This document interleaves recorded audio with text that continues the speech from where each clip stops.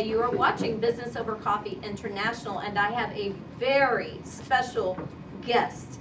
We have a live audience. Can you let everybody know you're here? And we have you, and I'm saving the name of the special guest for a moment because I want to tell you to follow us at BO Coffee on Twitter. Also, join the conversation there. We will communicate with you throughout this entire show. So do that. Also, tweet to at Wiliiam R. Mott, Ph.D. And I must now welcome Dr. Wiliiam R. Mott, the author of the board game, to BOCI TV. Thank you for being with us. Thank you, Sherry. Thank you for having me. Absolutely. And the live audience here is very interested in hearing about you, what you have brought to the table. And so we had an opportunity, actually Shelley Bauer is in the audience here, and she was on the show with us yesterday. Right. And we had an opportunity on BOCI Talk Radio to go over what this is about. And by the way, everyone, I got my signed copy.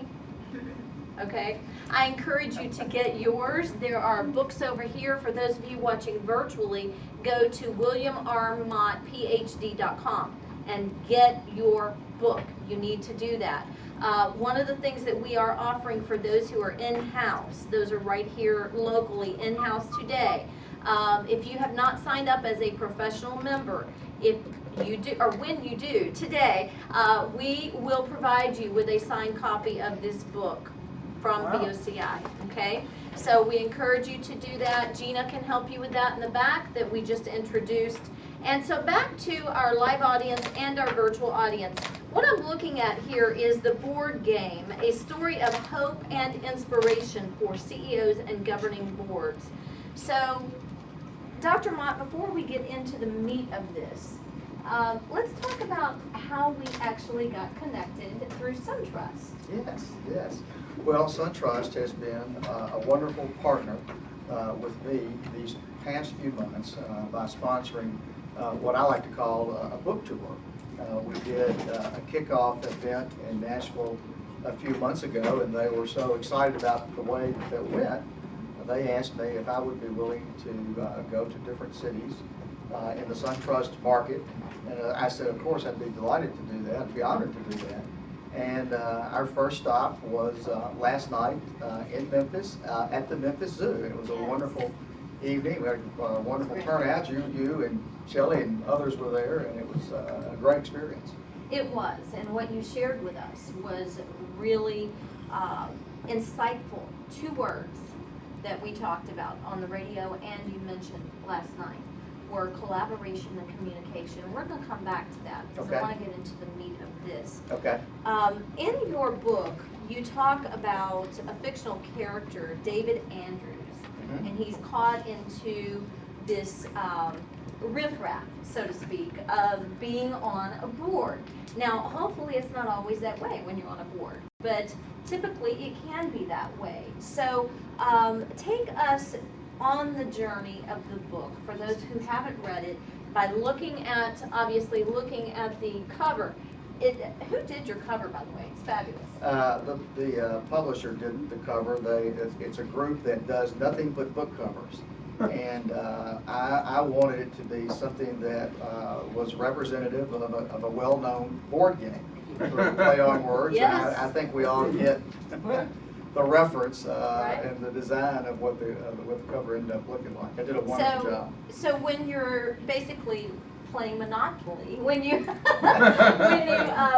join a board game. So take us on the journey of this book, how it was birthed, and what the story evolves into for the reader. I'll be glad to, and I'll try to give you sort of the condensed version of all that. I had the idea for writing this about 3 years ago, and had an opportunity about 2 years ago where I could spend time on this topic. And I wasn't, since I'm not a writer, I wasn't exactly sure how to tell the story and how to get the message across. And so I had read and had been inspired by some other books that used the story format with characters and setting and dialogue.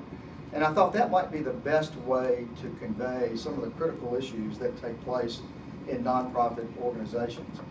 In the board game, I used the setting of an independent school a president of that school, David Andrews, and the different board chairs that he interacts with over an 8-year period. And the reason that I used an independent school is that I myself have been the head of two independent schools, and I thought that might be the setting that I was most familiar with. But at the outset, my objective was to make this a resource that would be useful not just for people in an independent school setting, although it certainly should be, but anyone in any type of nonprofit organization can potentially benefit from the message that's conveyed in the story of David Andrews. Yes, and some of the points that you make: discover tools and skills to meet ongoing challenges working with a volunteer board. Would you elaborate on what those challenges could be? Well, the challenges are numerous, and they're really kind of outlined in every chapter of the book. They're different stories and settings, some of which are difficult and have not a terribly happy ending, but some of which have a very productive ending. But toward the back of the book, I decided to summarize the content by a chapter that I call Lessons Learned, and there are 20 lessons in the book that people can come away with that, and from that I think they can sort of ascertain the skills that will help them in their circumstances. The whole idea is to create a world in which you can see yourself and then see the solutions to some of the challenges that I bring up in the book. Yes, and I'm looking here at chapter 22, page 115, under lessons learned. And lesson 1 is the search committee must be unanimous in its decision to hire someone. How do you accomplish that? Well, that's a very interesting question, and of course that's the way the book begins, with the search process in which David is selected as the president of the school. And what he finds out much later is that the search committee was not unanimous, and there was a very decided split in whether or not David should be brought on as the president of the school. And the lesson from that chapter is, and it's one that really is an underlying theme of the whole book, and that is a board of trustees has to be unified once any decision is made, particularly when it's as an important decision as the hiring of the head of the school or the CEO of any nonprofit organization. The board must come away as one, even though they were divided and had disagreements and discussions, in this case about hiring this individual. When they come out of that room, it's very important that they be together and focus. Put their game face on. Put their game face Yes. on, exactly. And even if they weren't totally in support of his candidacy, they have to set that aside and come out as one. And that didn't happen in this particular case, and because it didn't happen, that sets up a lot of the challenges that David faces throughout his time at fictional independent school. And this is in a nonprofit setting, of course, with a board. Now, for instance, let's take a pastor that goes into a church that already has an established board, and that board is chaotic. How do you deal with that? Well, it's a challenge, and you know, one of the things I talk about in the book, and when I meet with different groups, and I think I may have mentioned this last night, it has so much to do with the people that are selected to come into these volunteer leadership positions.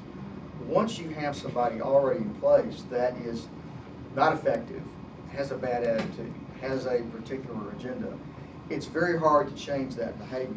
But there are ways that you can do that through things like orientation sessions, ongoing training and education. You can take a board that's relatively dysfunctional and turn them into a board that is doing the work that needs to be done, whether it be for a church, school, or any nonprofit organization.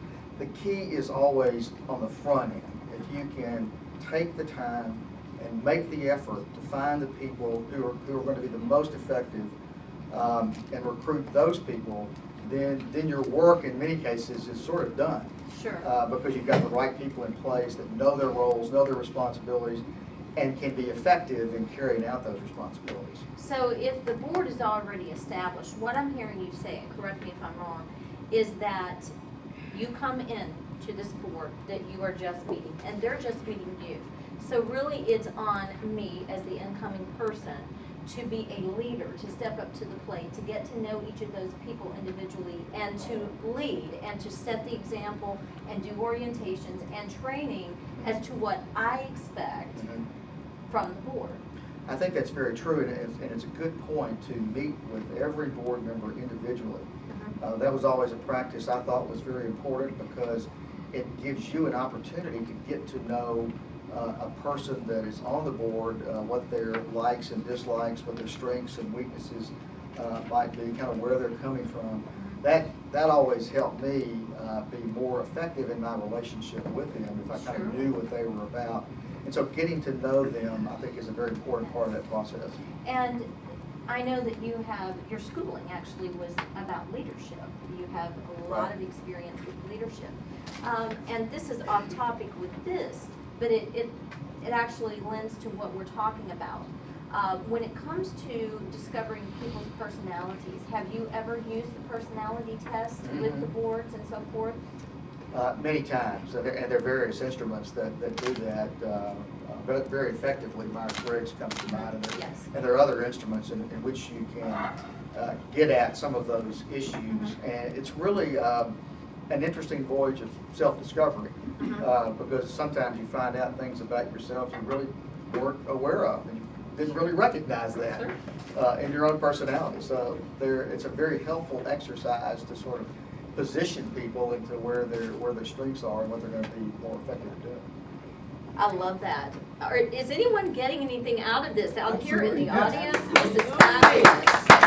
And for our virtual audience, you are watching BOCI TV. Sherry Henley, your host for today, here with Dr. Wiliiam R. Mott, the author of The Board Game, and also to familiarize everyone with who Dr. Mott is. He is a consultant, speaker, author, teacher, and leader in the school and nonprofit world. How many of you have ever been in that world, or you're in that world? Okay, so we have several out in the audience, and if you're watching virtually, you can raise your hand or you can put it on Twitter. Bill's successful career includes being head of 2 private schools, president of a small college, director of a historic house museum, and director of development of a nationally recognized university. Bill earned his Ph.D. in educational leadership, as we can tell, from Vanderbilt University, and regularly consults with schools and NPOs regarding all aspects of board development issues, fundraising, and leadership searches. Now, to learn more about Dr. Mott or to purchase this book, for those of you watching virtually, go to WilliamRMottPhD.com. That is M-O-T-T, Mott. And purchase your book today. For those of you here in the audience, you know the drill. Now, on the back of this book, Dr. Mott, it says the stakes are enormous. Would you elaborate on that for us? Well, one of the underlying themes of the book is that nonprofit organizations are absolutely essential to our society, our culture, and our way of life. So therefore, if that in fact is a true statement, then the stakes are enormous in terms of getting right the running and the leadership of those organizations. They do enormous good. Every person in your audience is impacted in one way or another, or is impacting a nonprofit organization. So they're just enormously important, and that's why we use the stakes are enormous as the kind of the tagline for the book, to suggest that what we're talking about here is something terribly important. And so as a result of that, the leadership of the organization, and in this case, the governance of the organization, is critical to the effectiveness of the organization. Wow, that you just said a lot in one sentence. It's critical to the effectiveness of the organization. Right here in part 3, David believed that 20 lessons were the most important ones that would have the greatest impact. Now, tell us, from me reading this book, what you are referring to there in terms of David, and name some of those lessons for us. Well, I think the premise behind David's attitude, and attitude is such an important lesson throughout this book, is that although he has had a very difficult working relationship with his board, he recognizes that the best way to come out of this is to make something positive out of this and try to make a difference. Try to encourage and inspire others not to fall into the same circumstances and situation that he has gotten himself into.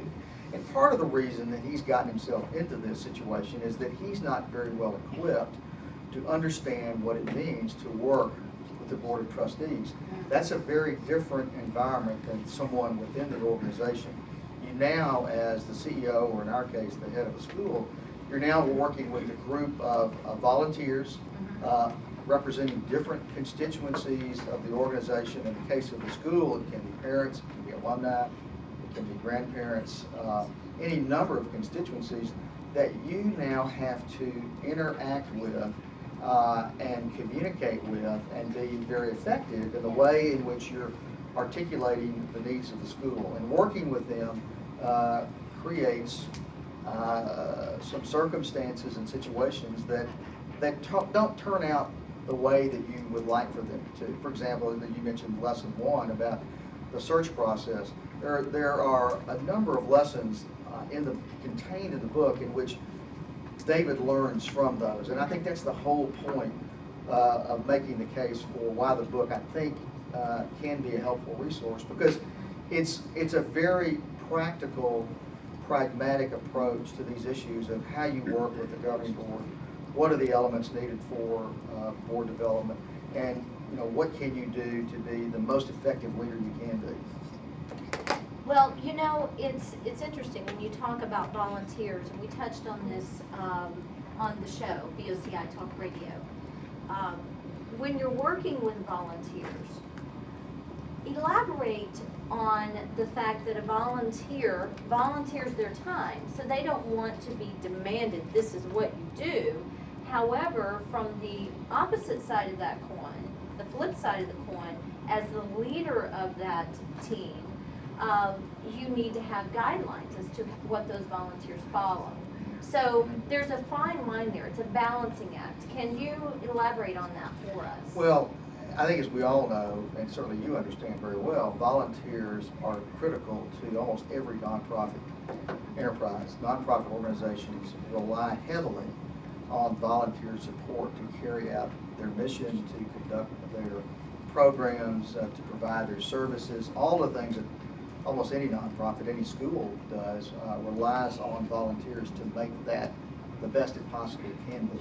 When you talk about a board of trustees, you're talking about a volunteer at a whole another level. Of course. Someone yes. that has the legal, the fiduciary responsibility to maintain and to sustain the organization. So therefore you should have a very different expectation of what they're going to provide to the organization, and also what they're going to provide to one another as fellow trustees. And that's very important, and that's why I sort of circle back to the recruitment process. And sometimes the very best board members come from the volunteer pool. People who have demonstrated a willingness to be a very effective volunteer, to be a very important leader as a volunteer, that can transfer into and translate into being a very effective board member. But again, expectations have to be understood. It's very different being a board member. There are a lot of things you must understand about your role and your responsibilities, and that requires training and evaluation to be the best you can be. We are going to come back to you with the live audience here for questions. But first, we're going to the virtual audience. Gina, would you tell us what's going on, or Caroline, virtually on Twitter and on Ustream right now? While they're looking that up, I would like you to go to businessovercoffee.com and set up your complimentary profile. We want to see you there. And by the way, everyone, we are so honored. Do you realize who we have sitting with us? Wow.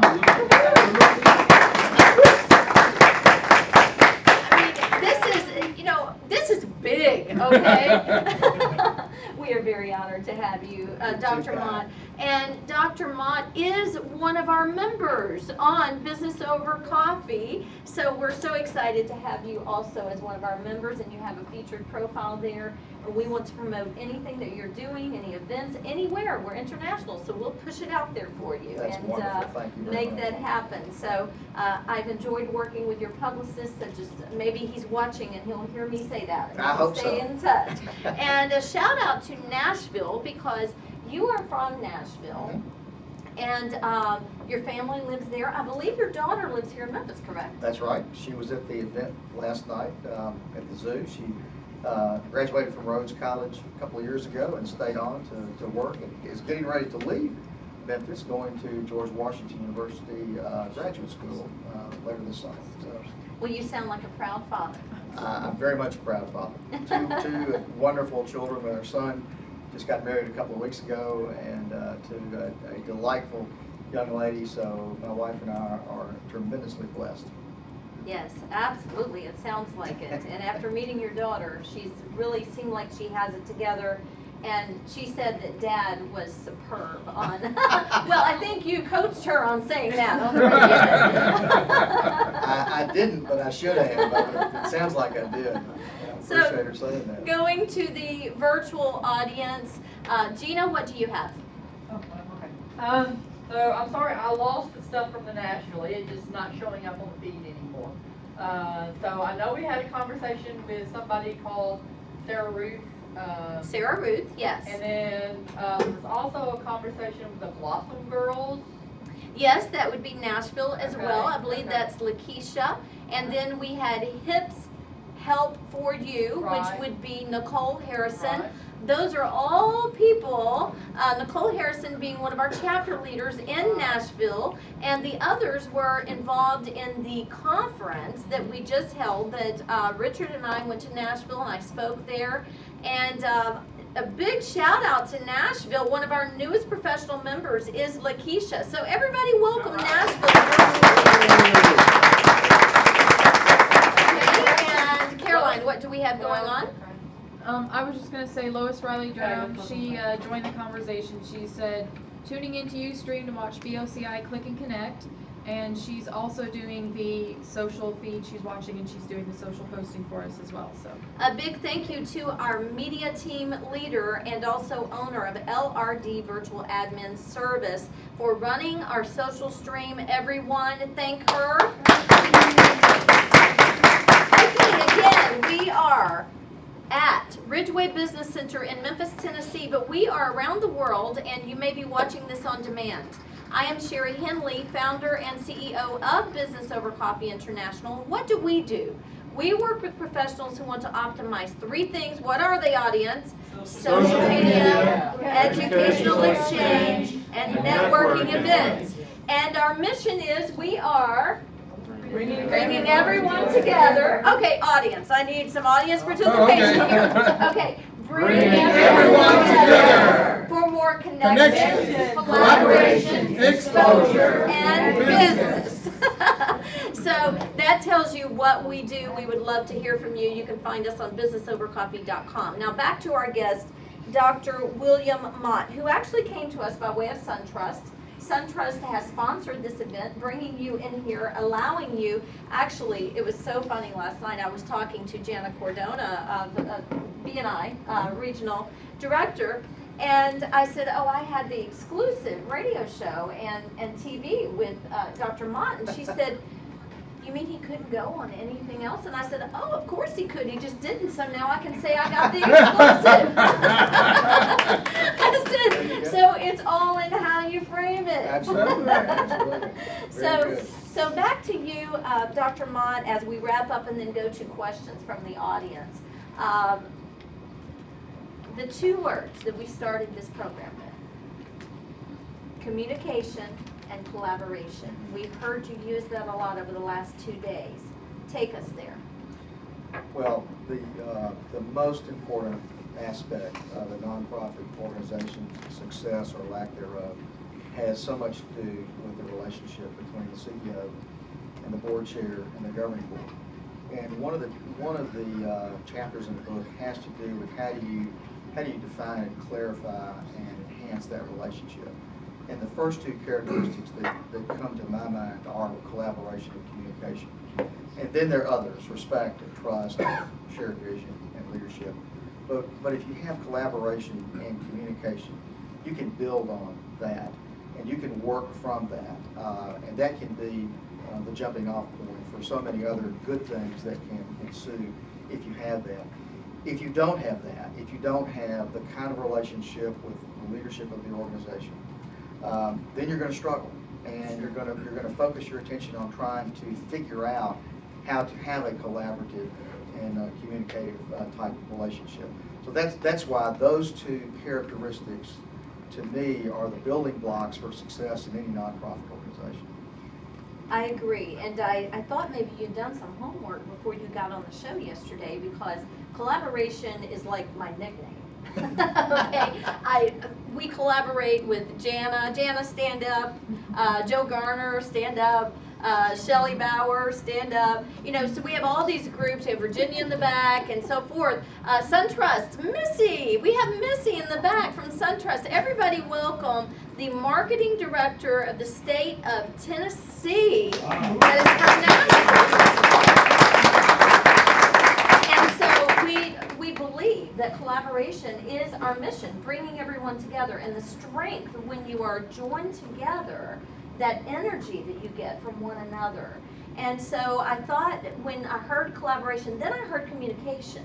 And Shelley Bauer is the queen of communication. She's a communications expert, and she was on there. So I thought, okay, you've been doing your homework. And then I realized that, no, this really was coming from your heart, and that our spirits connected on that. Uh-huh.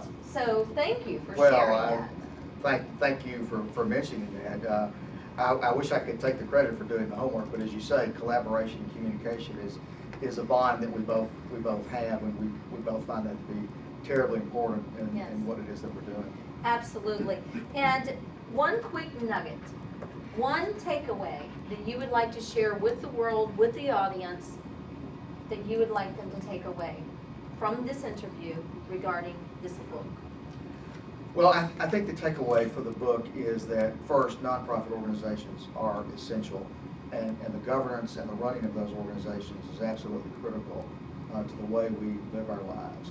And how do you make that happen? You make that happen by having the best possible relationship you can have between the CEO and the board chair and the governing board.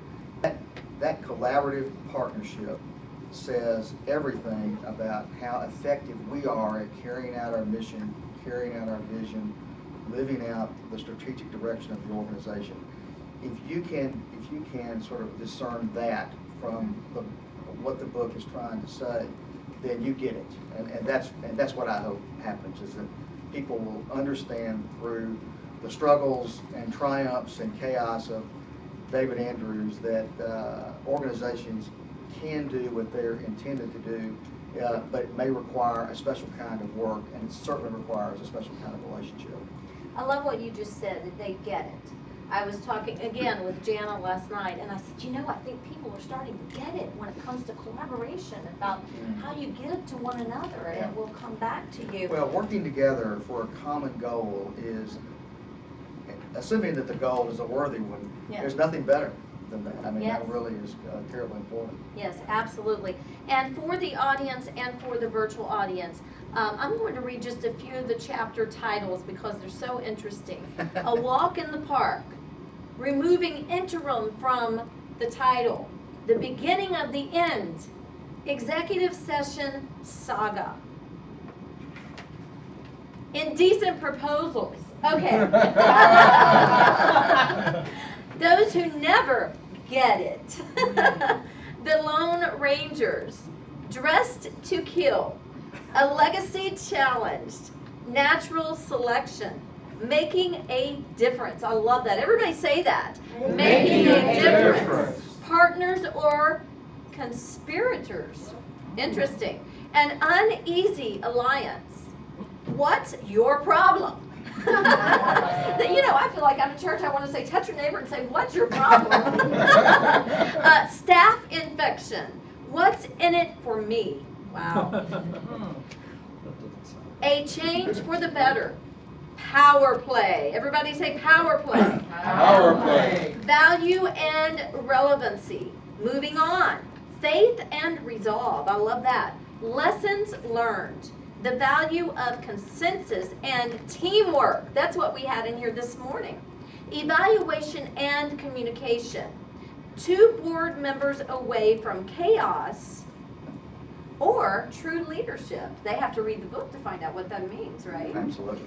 The governance promise, a model for evaluation, and that's it. There we go. So you get the model and everything. What do you think? Okay, and now we have a few minutes for Q&A. We will be taking Q&A from the virtual world, so definitely send your questions in. We have live photo uploads going out, so make comments on those if you would like. But we are going to focus right now on our live audience. So questions for Dr. Mott. We have him here. Let's take advantage of it. The question. For Dr. Mott, how much from the nonprofit world in your book relates to profit entities, board entities? That's an interesting question, and people have asked me if this is applicable to the for-profit world. Mm-hmm. And I think certainly some of the concepts overlap one to another. I have to admit, I claim no expertise in the for-profit world. This is really intended for a nonprofit audience.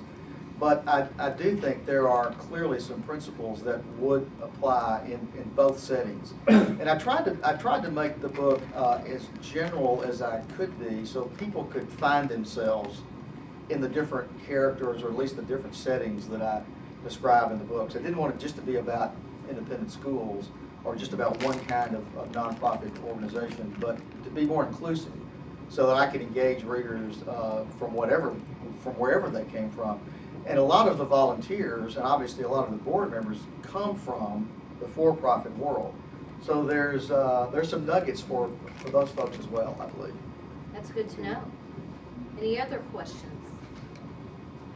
There was an article on LinkedIn and I believe Facebook that talked about nonprofit organizations that had such a high, I guess, payout to the CEOs as opposed to actually the money being used as it's supposed to be used. So how do you suggest that people research nonprofits so that they can make sure that they are giving to the correct organization? And one other Sure. thing, that being a minister, I just saw an article where they said that there were people posing as ministers on Facebook asking for money. So, and getting money just because they just make a profile with, as a minister. So how would you address those things? Well, first of all, for any nonprofit organization, transparency is fundamentally important.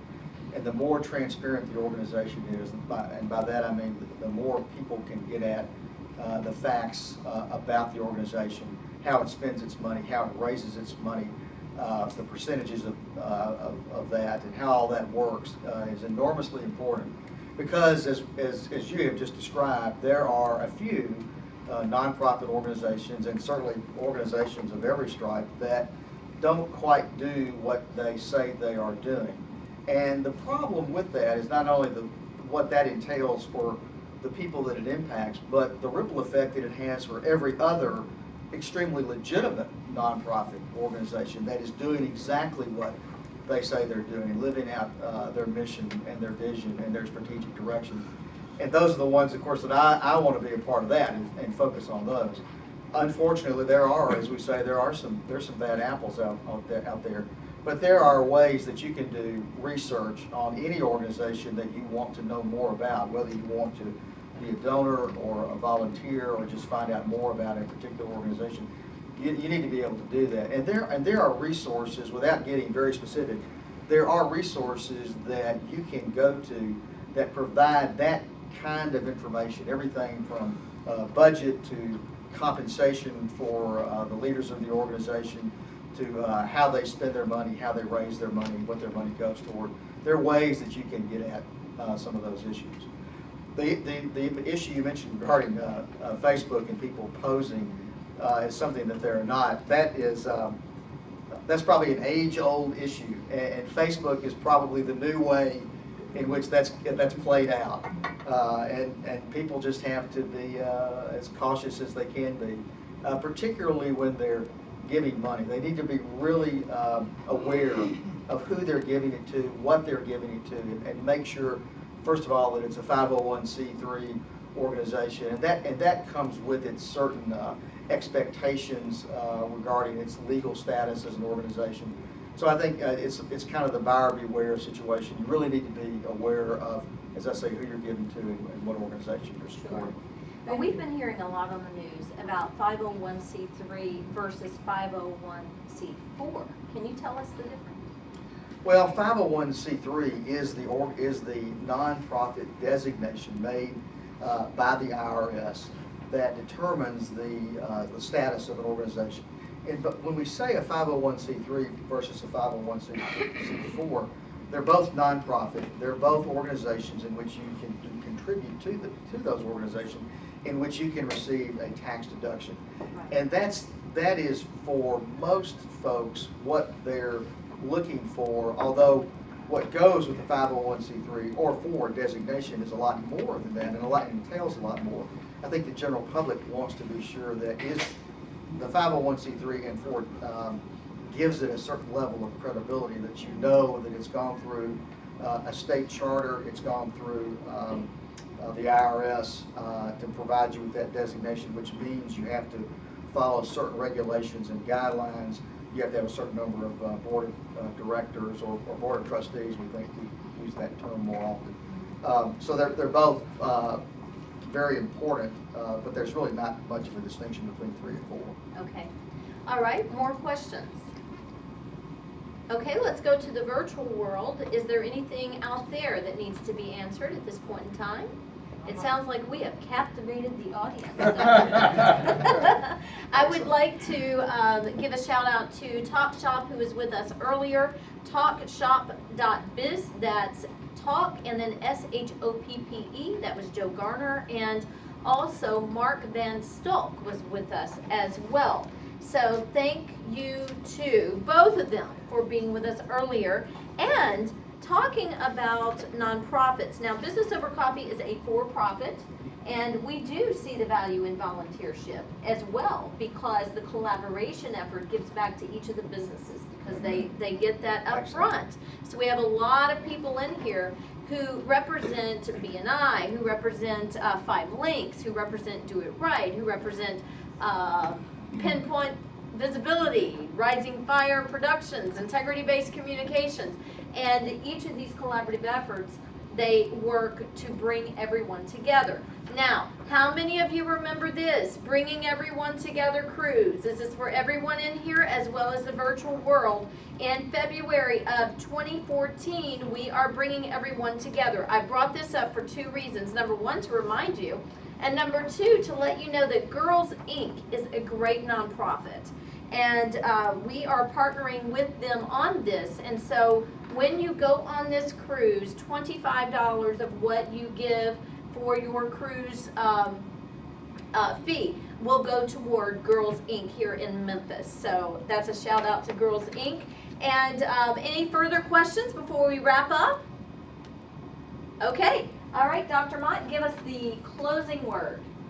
Well, thank you for having me on your program. Obviously, this is a wonderful organization doing a great amount of good, and nothing can trump that. So congratulations for what you're doing, Sherry. Thank you for having me on your program. Thank you, and I hope to see you again. I hope And so. definitely when you get your next book. Do we have another one coming soon? Well, I hope so. I'm almost finished with a companion book to the board game, and that will, I hope to finish the manuscript in a couple of months, which means it will be out the first of the year.